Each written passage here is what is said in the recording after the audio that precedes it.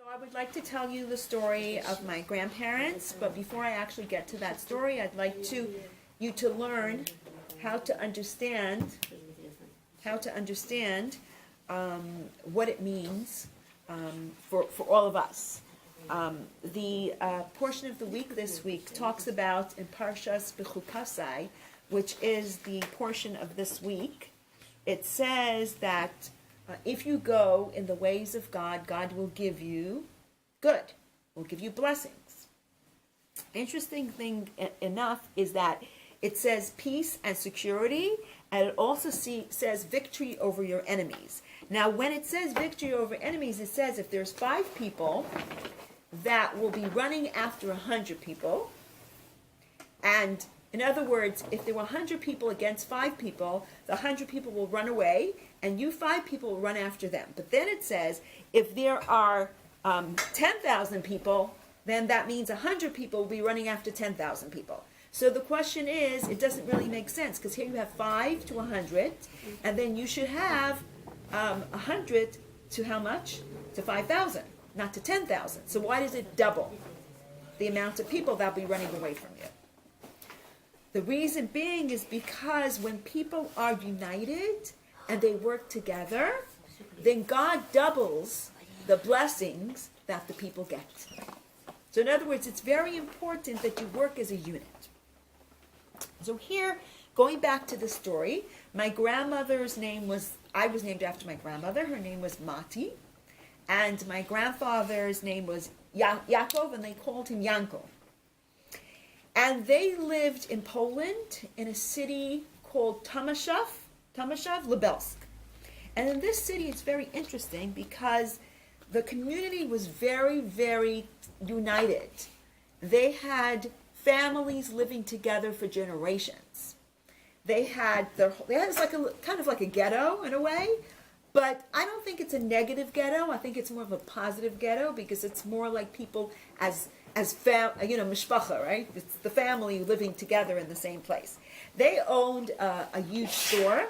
They sold flour and sugar and potatoes and all kinds of dry goods. And that's how they survived. That's how they lived, right? That was but my grandfather and my grandmother got married very young. My grandmother was probably around 16, and my grandfather was probably 17, 18. They were very, very young. And the reason that they got married so young is because my grandfather came from a different city. His mother passed away when she was very young. Her name was Sura. And he came to this town, and my great-grandfather, whose name is Mordechai Yosef, he took him in and he says, here, marry my daughter. And they were actually, because they were cousins. They were first cousins. In those days, that's how it was. I mean, nowadays, I don't know how to be with first cousins. But at that time, everybody didn't know about genetic diseases at that time, so they married first cousins. And thank God it was okay. And they had approximately, I would say they had altogether 13 children, and 4 of the children died as babies. So they had about 9 children when they were there. And they lived very beautifully together. She ran the store. He went to the market to get all the food and bring back to the store. And they had a maid at home that took care of the kids. And the maid was not kind of maid that you would think of. It was a girl that didn't have parents. And they kind of took her in, and she helped out in the house. But the mother always told the children that you have to help this little girl.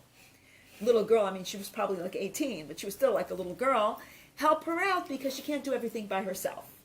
So the kids knew that they would help this girl.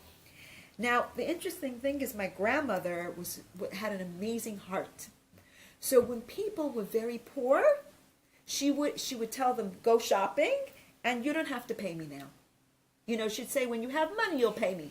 And she did that not only for Jews, she did it for non-Jews too, because people all around the countryside would come and buy food from them. And she would, if somebody didn't have the money that day, she would say, okay, next week you can pay me, don't worry. And my aunt actually told the story that when she was little, she used to go with her mother on Thursday, it was market day. So Thursday night, when the store was closed, she would go with her mother to different homes and bring flour, sugar, stuff like that, staples for people who didn't have, like someone didn't have a husband and had a few little kids, or somebody was poor. Amazing. She would go and she would drop off the food and run away. Like they wouldn't know who it was even. And my aunt actually told the story, but my other aunt also told me that story, so I know that between the both of them, they remembered how their mother used to do that all the time. Beautiful soul. Yeah, she was a beautiful soul, thank God. Yeah. Anyway, so this is what she taught her children. She taught her children that other people that are poor or not the greatest in the world, you have to help them. She was very much into helping other people. She learned it from her parents. Her parents actually had a very open home. And my aunt said that when she was small, she used to go to their house, and everybody in the whole city used to come to eat at their house. Like it was like an open home for poor people, for people who had no family, whoever it is to come to their house and eat in their home. Which is interesting. You can see where this my grandmother came from, what kind of a family, and so she used to do the same thing. Now, this is how their life was, and their life was just a simple life. You know, that a simple life. They had, they had food on their table, and they were okay. What happened, she said one thing she can say is that, this is speaking to my mother, she told me her father told her these stories, that sometimes, she said that there were Polish people that were nice to them, and there were Poles that were very mean to them. She says one time a guy came into the store. He handed my grandmother a $20 bill, and she didn't have change. So she went to the next door to get change because it was early in the morning and she hadn't gotten enough money yet.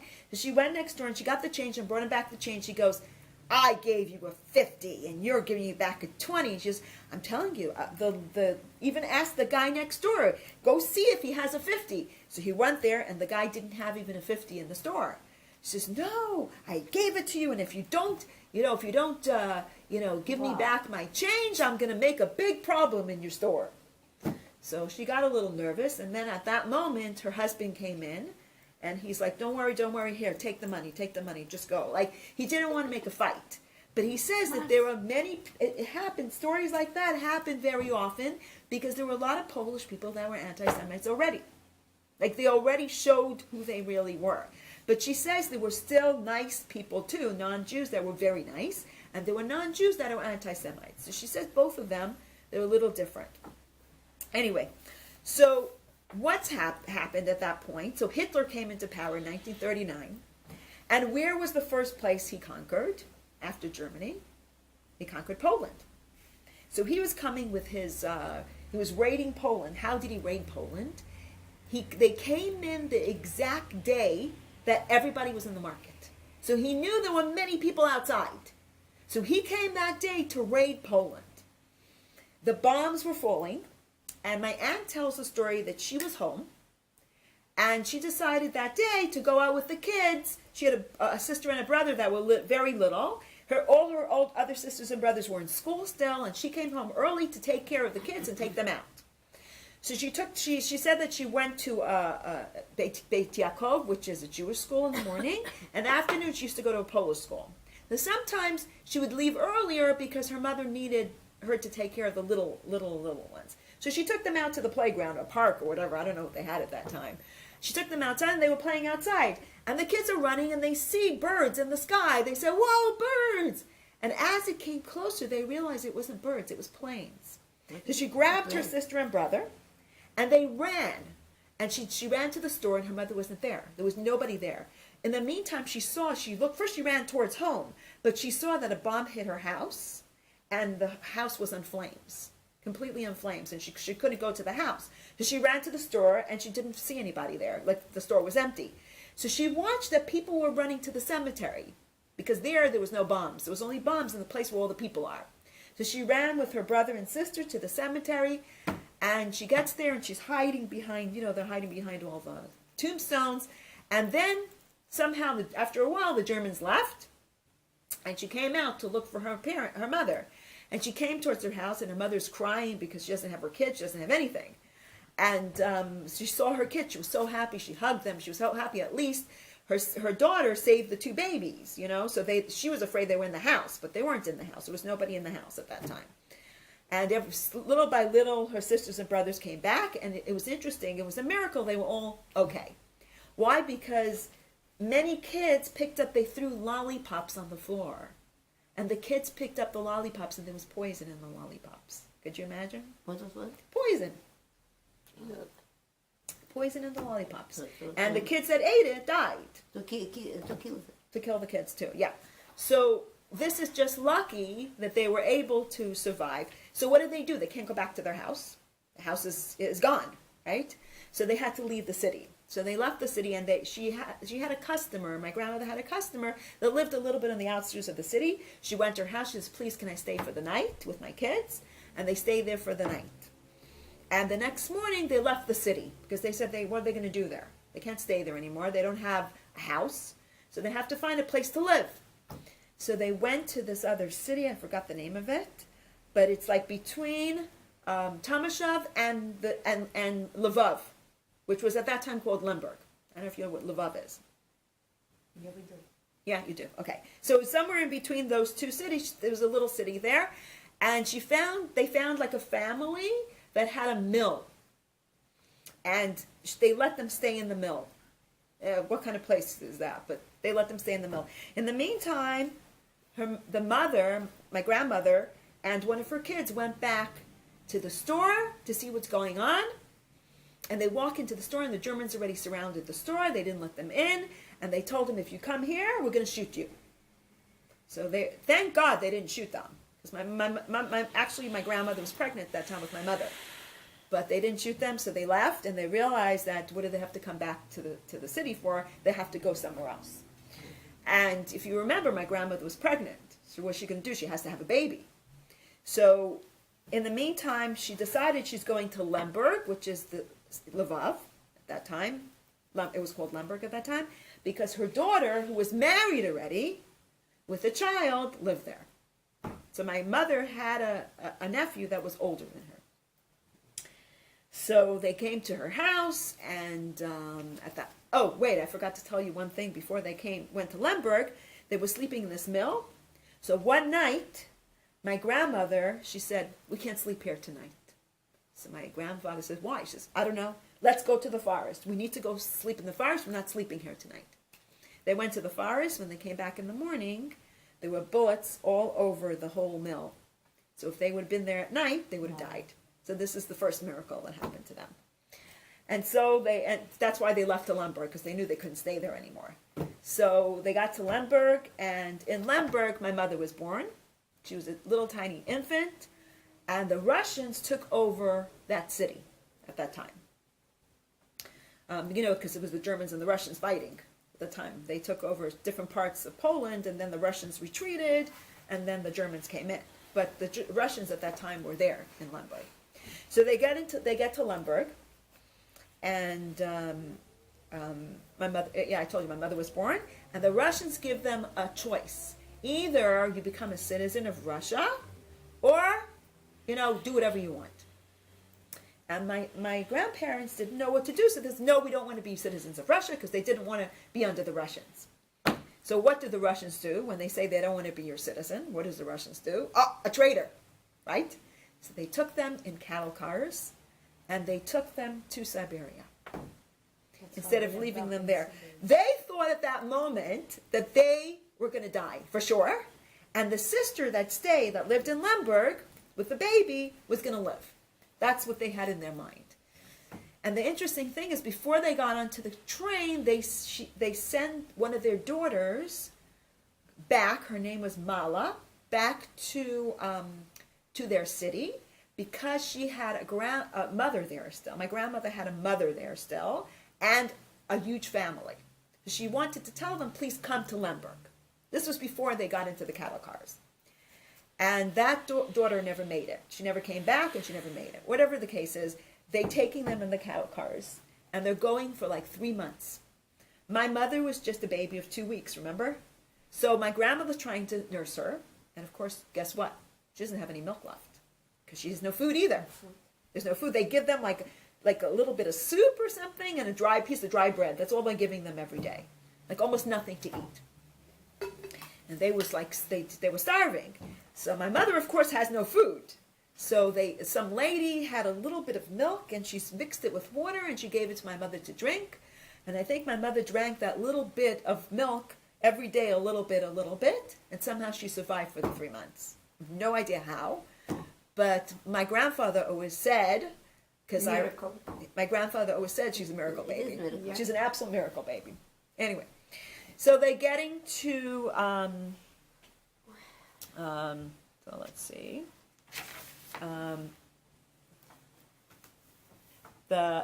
now they're getting to, so they're getting to Siberia. They get to Siberia, and of course, they put them in these bunkers or something, and the men have to go out to work, and also the bigger girls had to go out to work too. They had to move lumber or something. I don't know exactly the job that they did, but they did a real hard job, moving lumber or something. And this, for a girl, was very difficult, because my aunt at that time, one aunt was 16, one aunt was 18. Those are the older two that were home. The 20-year-old, remember, was married, and the one that was, I believe, the one that was 17 was sent back to Lemberg, because she was very smart, so she was able to, they thought she would, help. Whatever, anyway. So they have very, very little food, and they have no place to get food, and they're giving them like almost nothing to eat. So this actually went on for 2 years. But one of the times when they were in that place, they is it still on? Because sometimes it goes off. I don't know how to. No. Is Moshe still here or what? Moshe, check if it's still on, because just check if it's still on. Anyway, so one of the times that my grandfather went out to work, in the middle of the day, he felt not feeling very well. So he decided to go home. It's still working? Started to go home. So all of a sudden he comes at home and he sees that all the kids are laughing and they're acting really crazy. So he says, something must have happened. What did you guys eat? So my grandma says, this neighbor, she gave us some horseradish, and we decided we're going to eat the horseradish because they have nothing to eat, right? But the problem was the horseradish probably had some poisonous or something. I don't know what happened, but he made them all throw up. And after they threw up, they felt better, and he saved their lives. Had he not come home in the middle of the day, they all would have died that way. Anyway, so after 2 years, they let them go, and they said, you guys do whatever you want now. We don't want to have anything to do with you.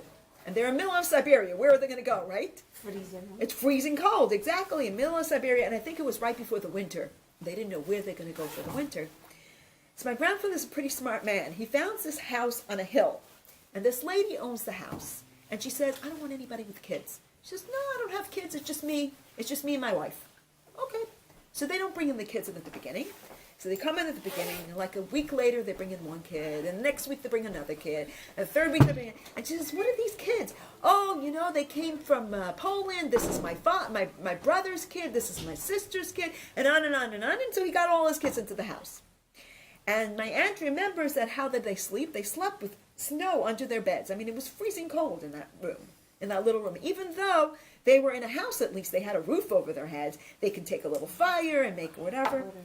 And my mother says that her father told her that she one day she almost froze to death.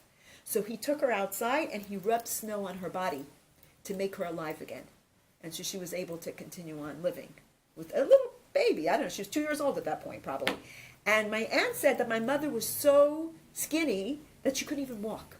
Even at 2 years old, she couldn't walk because she was tiny and skinny, which is a crazy story. Anyhow, so one interesting story to show how smart my grandfather is. So I don't know if you know this group in Russia, in Siberia. They're called Cherny Koshka.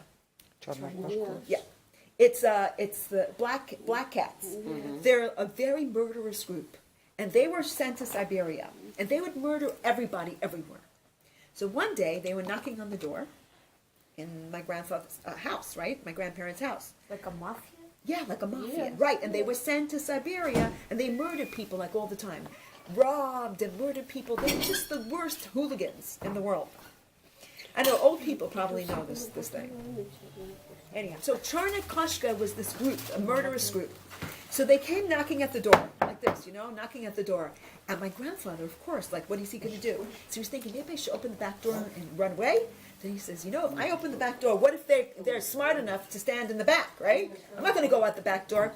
So he starts to scream, Ivan, Stepan, like as if there's like a million older people in the house. Wake up, the people are coming, blah, blah, blah.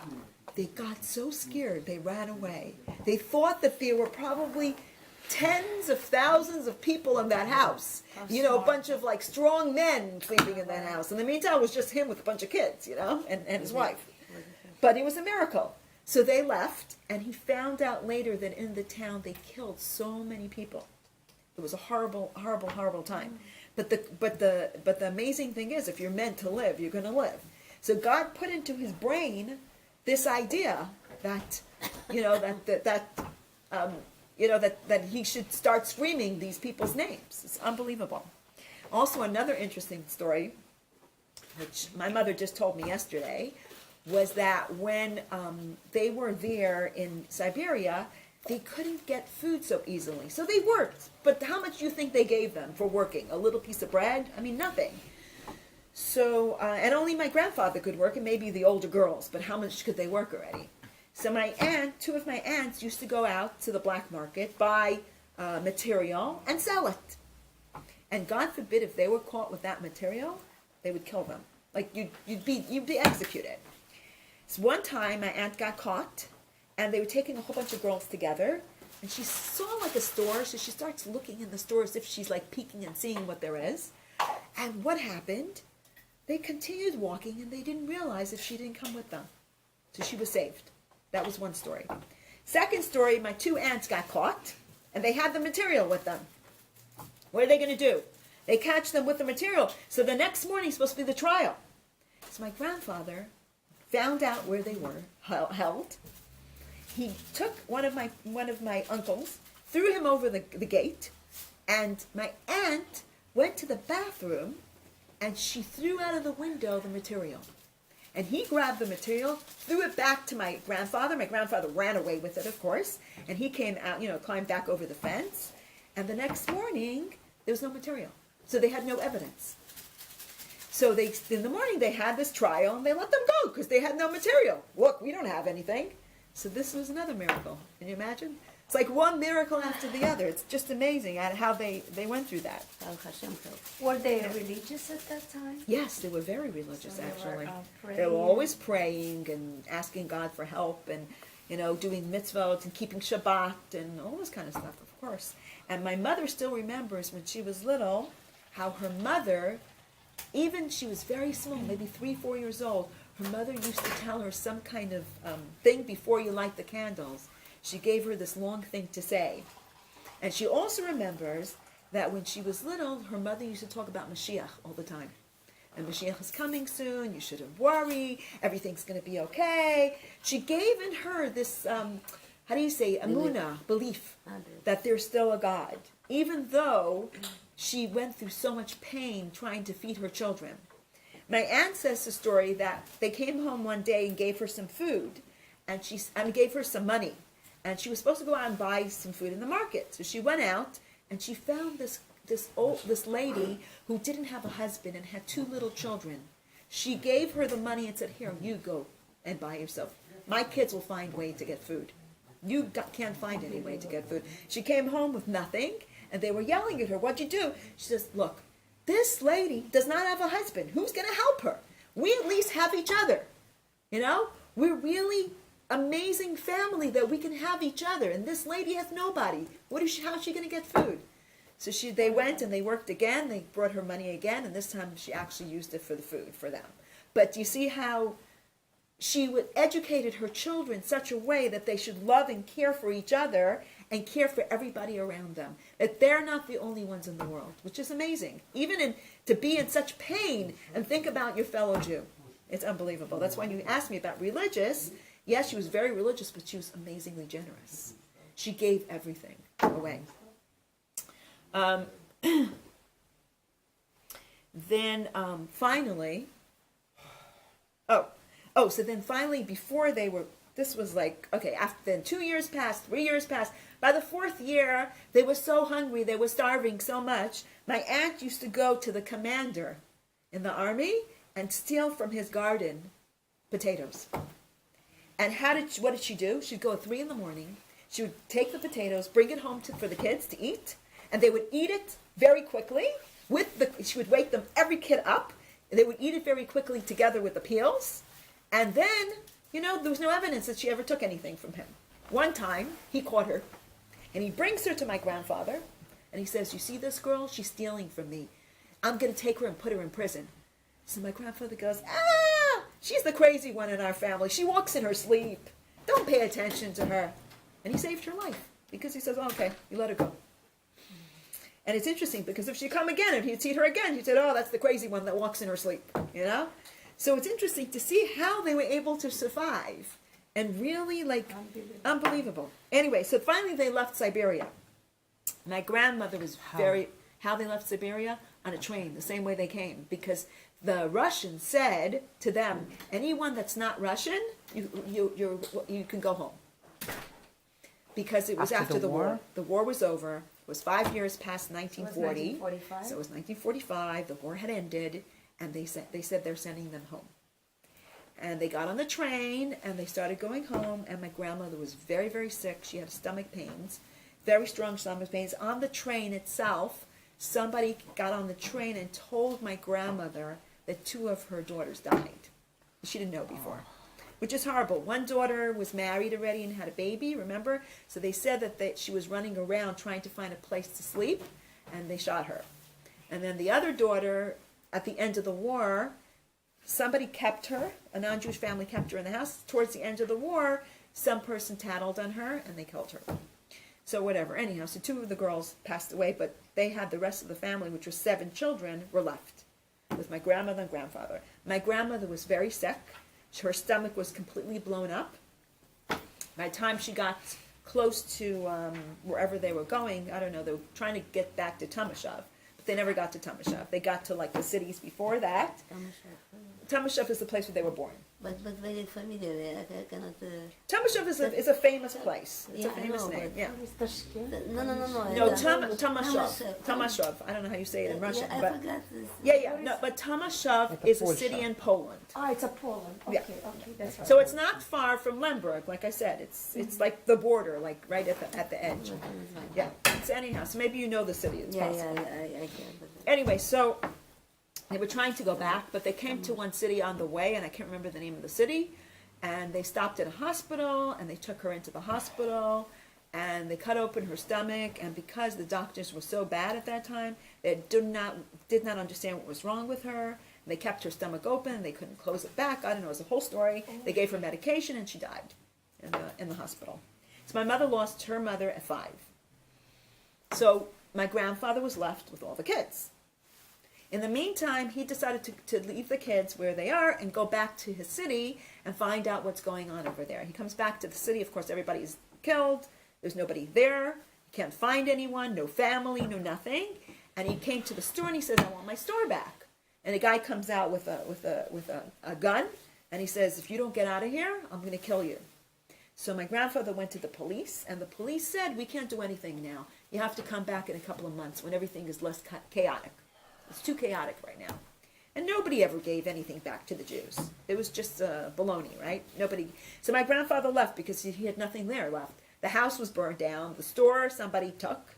What is he going to do? So he went back, and they offered all the people that were left,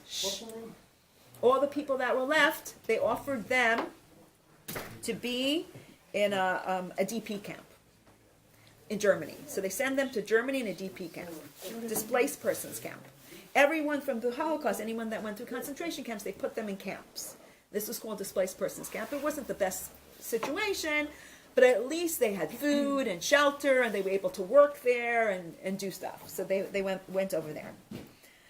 Now, what they needed to do was to apply to go somewhere else. And my grandfather applied to Israel. At the beginning, he applied to Israel, and it was very difficult to get to Israel. And people were saying, "Don't go there because the land is horrible. that, it's not good for kids. You have a bunch of kids. How are you going to go to Israel? There's a big war going on there now. It was right before 48. So there's a lot of Arabs there. You don't want to go there. So he was thinking, what is he going to do? So this is the interesting story. This is just my grandfather's way of doing things. So he took all his kids, and the oldest sibling, like the oldest daughter, got married, and she moved to Israel. The second daughter got married, and she got visas to go to Philadelphia. So he had about, what do you have left? He had 5 kids left, right, to take to America. So he was looking for a way to get them to America. It was very hard to get into America at that time because he didn't apply right away, because first he applied to Israel.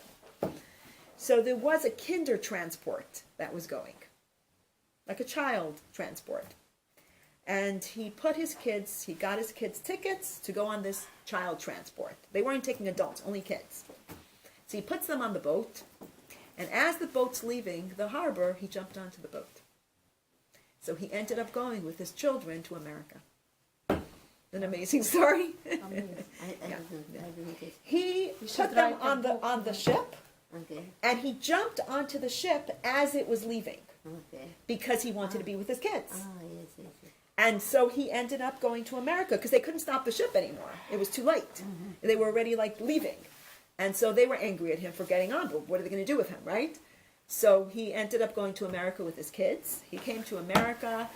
He right away got a business going, because that's my grandfather. He used to sell yarmulkes and tzitzis and all kinds of stuff.